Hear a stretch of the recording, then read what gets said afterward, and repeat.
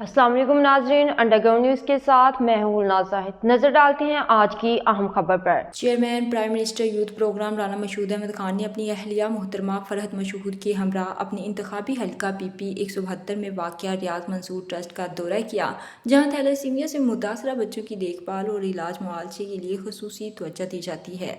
इस मौके पर राना मशहूद अहमद खान ने बच्चों में खिलौने, माली इमदाद और ताज़ा फल पेश किए ताकि न सिर्फ उनके चेहरों पर खुशियां बिखेरी जा सकें बल्कि उनकी हौसला अफजाई भी की जा सके। उन्होंने बच्चों के साथ वक्त गुजारा, उनकी हौसला अफजाई की और ट्रस्ट की खिदमात को सराहते हुए यकीन दहानी कराई कि ऐसे फलाही मनसूबों को मजीद मुस्तहकम किया जाएगा। राना मशहूद अहमद खान ने इस अज़्म का अदा किया कि थैलेसीमिया के शिकार बच्चों की फलाह बहबूद और मियारी इलाज की फराहमी के लिए हर मुमकिन इकदाम किए जाएंगे ताकि ये बच्चे भी सेहतमंद और खुशहाल जिंदगी गुजार सकें।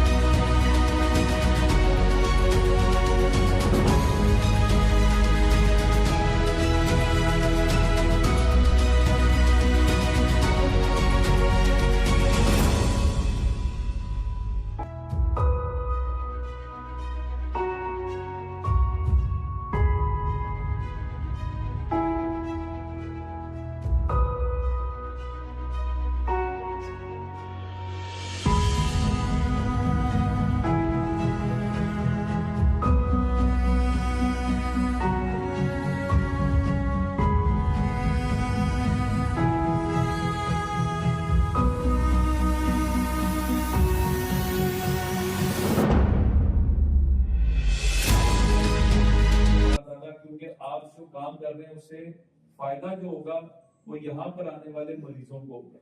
तो अल्लाह ताला आपको और हिम्मत दे, रियाज मंसूर ट्रस्ट को और मैं समझता हूँ इसकी ऑर्गेनाइजेशनल सेटअप जो है वो और मेहनत के साथ काम करे। और ये शाइनिंग एग्जाम्पल्स हैं पाकिस्तान के अंदर। तो मैं आप सबका भी शुक्रगुजार हूँ कि आप यहाँ पर मौजूद हैं।